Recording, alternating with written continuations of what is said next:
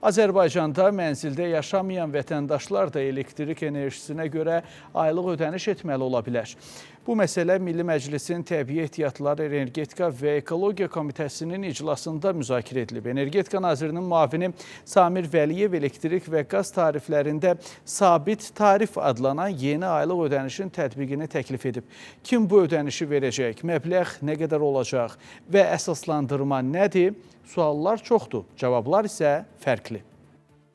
Təkcə nə qədər enerji sərf etdiyiniz deyil, qeydiyyatda olmağınız da ödəniş etmənizə əsas ola bilər. Söhbət sabit tarif adlanan yeni aylıq ödənişdən gedir. Məsələn, bir binada 10 mənzil varsa və yalnız 8-ində yaşayış olarsa belə, həmin bina üçün transformator məntəqəsi hamı üçün qorulur. Onun saxlama xərci isə hazırda yalnız yaşayanların üzərinə düşür. Yəni sözü gedən 8 mənzil deyil, onu da ödəniş etməli olacaq. 2 eviniz varsa, birini istifadə edirsiniz, birini istifadə eləmirsiniz. Təbii ki, istifadə eləmədiyin ev üçündə də sabit haqq ödəyəcəksən. Çünki sənin işığı, qazıvı vermək üçün mən iş görürəm. Sənin işığın və qazıvın istədiyim vaxtda istifadə etmə imkanına sahib olmaq üçün mən sənin görmədiyin işləri görürəm. Yəni investisiyalarımı qoyuram, xəttlərimi dəyişirəm, qəza xidməti zamanı qəza işlərini görürəm, bunun üçün işçi saxlayıram, xidmət göstərmək üçün əraziyə. Yəni xərclər var və bu xərclərdə də təbii ki, belə deyək, bundan faydalanan şəxslər də istifadə etməlidir, qarşılanmalıdır.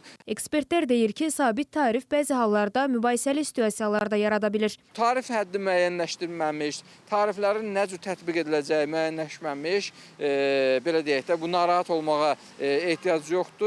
Sabah bu xərcləri qarşılamaq üçün tarifin artırılmasındansa bu cür mexanizm müəyyənləşdirilməsi daha ədalətlidir. Energetika Nazirliyindən də bildirildi ki, sabit aylıq tarif sistemi dedikdə söhbət qaz və elektrik enerjisi tarifinin artırılmasından deyil, sadəcə tarif daxilində strukturlaşdırılmasından gedir. Qeyd edək ki, bu qanun layihəsinin hazırlanması zamanı beynəlxalq təcrübədən istifadə olunub. Fidan Səfərbək, Rəşimov, Space xəbər.